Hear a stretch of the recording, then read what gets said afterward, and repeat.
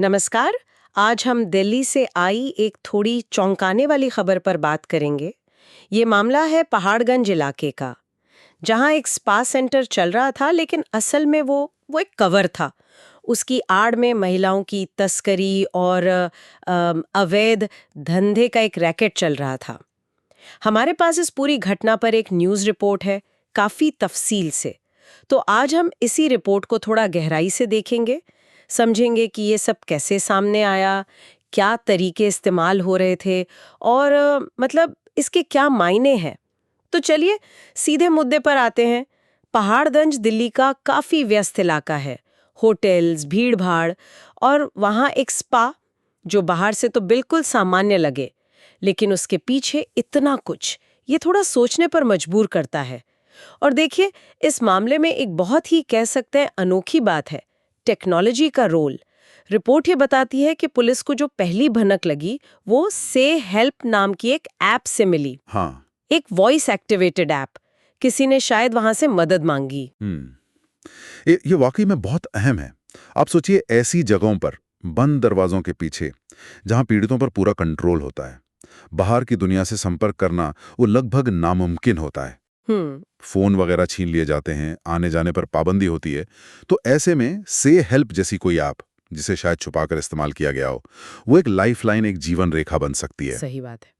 ये दिखाता है कैसे टेक्नोलॉजी कभी-कभी उन जगहों पर भी पहुंच जाती है जहां इंसान नहीं पहुंच पाता। बिल्कुल। और ये सिर्फ ऐसा नहीं कि ऐप से पता चला और पुलिस पहुंच गए। हाँ। रिपोर्ट से लगता है कि पुलिस ने काफी योजना बना के काम किया। हाँ बिल्कुल, ये जरूरी भी होता है ऐसे मामलों में।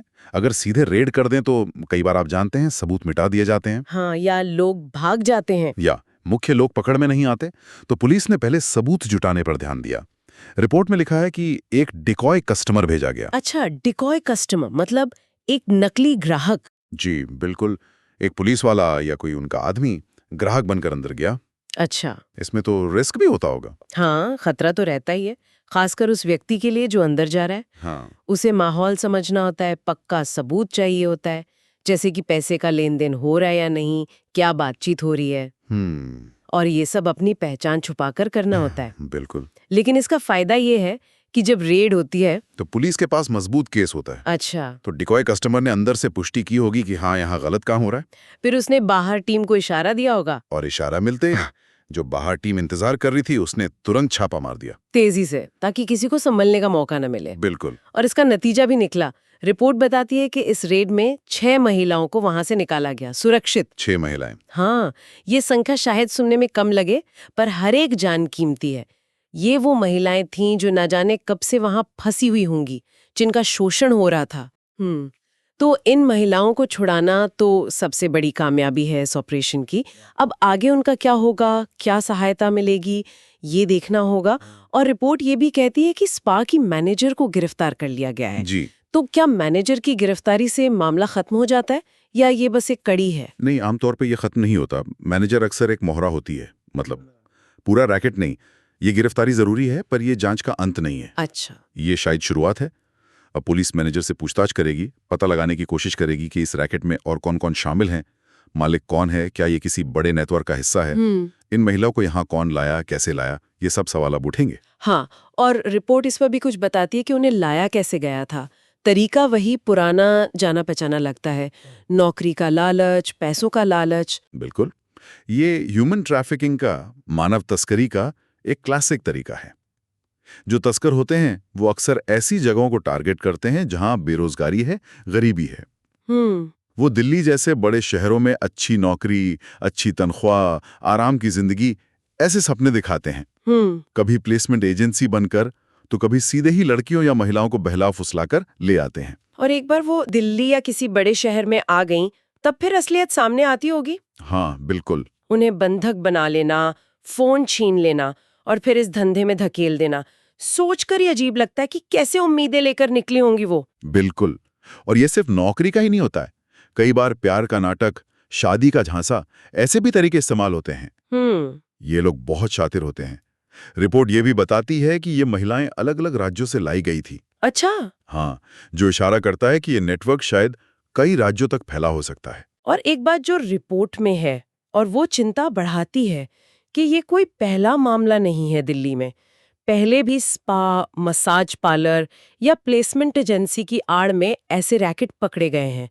तो क्या ये माना जाए कि ये एक ऑर्गेनाइज्ड प्रॉब्लम है, एक संगठित समस्या? हाँ, निश्चित तौर पे ये एक संगठित अपराध, ऑर्गेनाइज्ड क्राइम की तरफ ही इशारा करता है।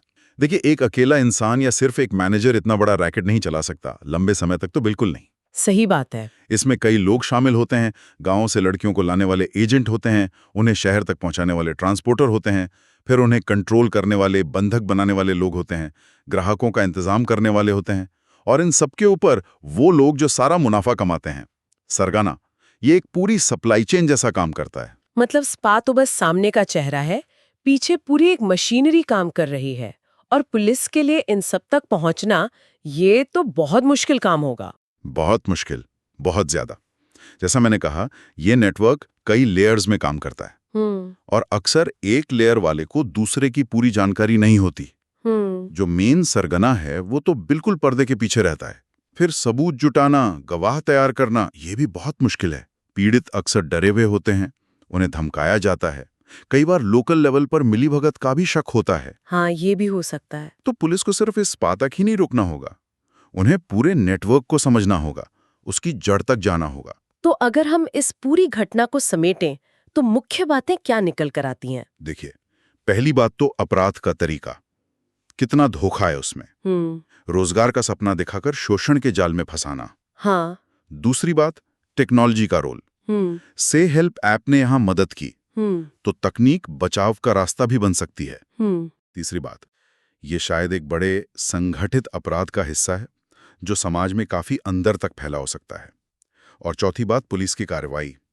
जो डिकॉय ऑपरेशन हुआ वो ऐसे मामलों को खोलने और पीड़ितों को बचाने के लिए कितना जरूरी है। ये सब सुनने के बाद लगता है कि एक आम नागरिक के तौर पर या समाज के तौर पर हम क्या कर सकते हैं? क्या हमारे आसपास भी ऐसा कुछ हो सकता है जिसके बारे में हमें पता ना हो? ये बहुत जरूरी सवाल है। देखिए, सबसे पहले तो जागरूकता, अलर्ट रहना, अपने आसपास ध्यान देना।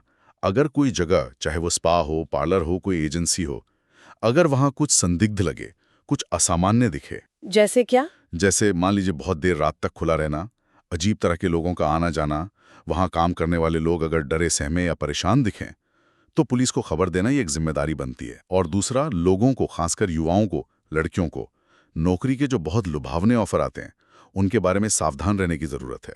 हाँ, वेरीफाई करना जरूरी है। बिल्कुल, किसी भी एजेंसी या ऑफर की सच्चाई जानना बहुत जरूरी है। और शायद उन इशारों को पहचानना भी सीखना होगा जिनसे मानव तस्करी का शक हो, जैसे कोई अचानक गायब हो जाए, या कोई बहुत डरा हुआ रहे, या किसी जगह पर सिर्फ एक ही तरह के लोग दिखें।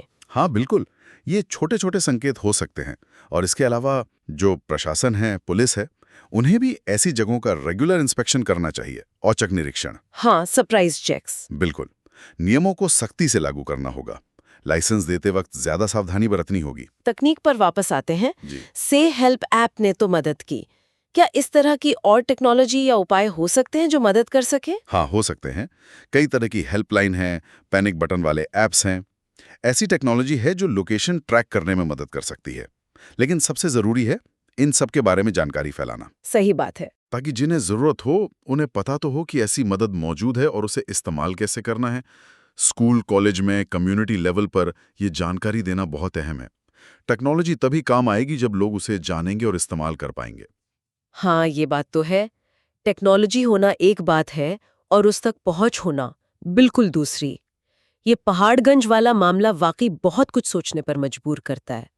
एक तरफ अपराध का इतना भयानक चेहरा, तो दूसरी तरफ बचाव की उम्मीद भी, चाहे वो टेक्नोलॉजी से हो या पुलिस की मुस्तैदी से। बिल्कुल, ये मामला समाज की एक ऐसी सच्चाई दिखाता है जो अक्सर छुपी रहती है। ये याद दिलाता है कि मानव तस्करी कोई दूर की समस्या नहीं है। ये हमारे शहरों में, हमारे आसपास हो सकती है, और इसके शिकार कोई भी हो सकता है, खासकर वो लोग जो थोड़े कमजोर हैं या जरूरतमंद हैं। तो इस पूरी बातचीत के आखिर में श्रोताओं के लिए एक सवाल छोड़ जाते हैं। हमने देखा कि से हेल्प ऐप इस मामले में एक जरिया बनी, लेकिन सोचिए ऐसी कितनी मजबूर आवाजें होंगी जो किसी ऐप तक पहुंच ही नहीं पाती, या जिन्हें पता ही नहीं कि ऐसी कोई मदद मिल सकती है। उन अनगिनत अनसुनी आवाजों तक हम कैसे पहुंच सकते हैं? समाज को, सिस्टम को और क्या करना होगा जहां शायद टेक्नोलॉजी भी जवाब ना हो?